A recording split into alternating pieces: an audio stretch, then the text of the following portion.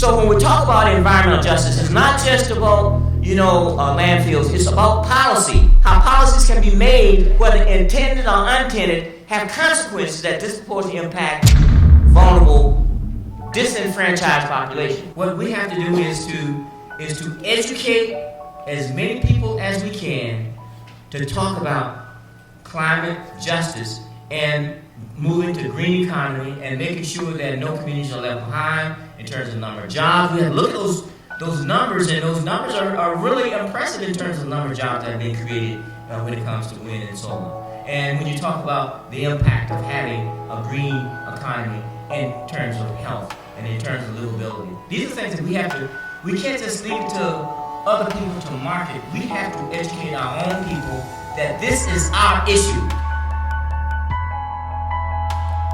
This is not white folks' issue talking about sustainability. When you talk about climate change, that's not just white folks' issue. Some people are saying that. And we got some fools, just a few of them, running around saying climate change, climate justice was something that's created by white folks and black folks should not be part of it. Societies have always had to manage weather. This isn't anything new. In fact, some of the reasons for people to come together in societies was so that they could survive. We have a long list of things that we have to overcome when we are affected by weather, but the one question always is equity. So societies have to manage weather, but there's always a question of who will survive, who will recover.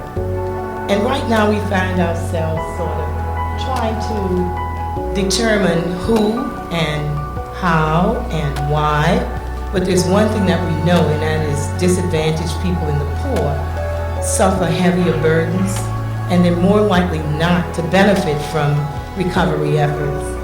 So when we look at what's happened since Katrina, what we're basically finding is that the city is whiter and richer than what it was before Katrina, and black people are poorer than what they were before Katrina. We're still majority black, but that number is shrinking and shrinking very quickly. Suppose we had a 52% white male unemployment rate. The president would be down here. The legislature would be having deep conversations like they did in Ohio, when all these white men unemployed. There are all kinds of meetings, people coming together, labor unions, everybody. Suppose local business, white businesses only got 2% of recovery contract dollars. 2%. Suppose you had a decline in the white middle class going on in a city with all this money coming in. Diminished affordable and low-income housing, and 80% increase in crime in middle-class black neighborhoods. What do you think that the response would be? Or how is it that all of this could be going on, but we're still talking about how well New Orleans is doing? It's like we're invisible. The truth of the matter is that we're not included in the equation. Building the beloved community through environmental justice.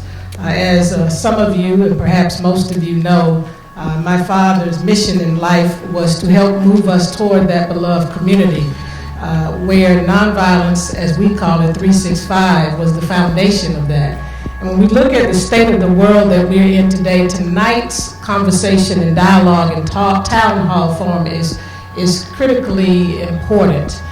When we think about violence, oftentimes we think about gun violence, we think about bullying, we think about the physical aspects of violence, but very few people think about violence when we're talking about what we do to the environment.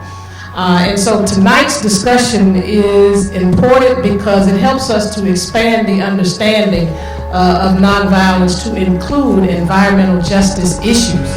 Pressing the game of diversity. Pressing a deeper shade of green. Pressing it so much so that, as you all folks know, the iconic imageries of, the People's Climate March.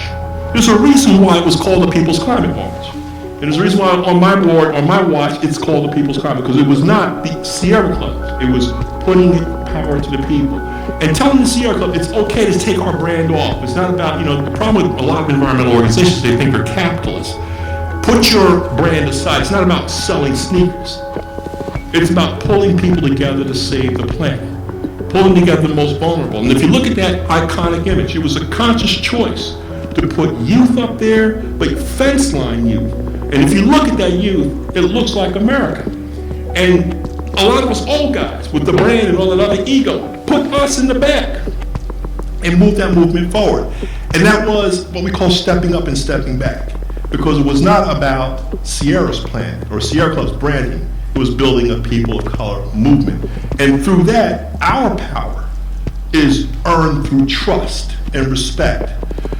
Dr. King's power was earned through trust and respect. And that's the example that we have to emphasize. So when we talk about making ourselves a deeper shade of green, it is building that respect, recognizing that we must make space, recognizing that we must elevate those causes that are the weak or the devalued and put them front and center so that the world can see. And from that, I found people rising and moving, as they say, to a movement. So it's not just the Sierra Club, it's building a broader climate movement. Here's the big thing. Sierra Club is not going to save the planet. Clark Atlanta University is not going to save the planet.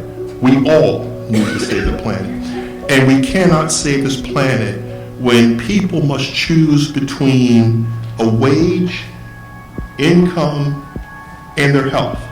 Choose between a standard of living in a dirty environment. So whether you're a poor worker in Appalachia in the coal fields or somebody working on tar sands, again, people are making a lot of these false choices. And so can we, with this new paradigm, build a movement that would shift us?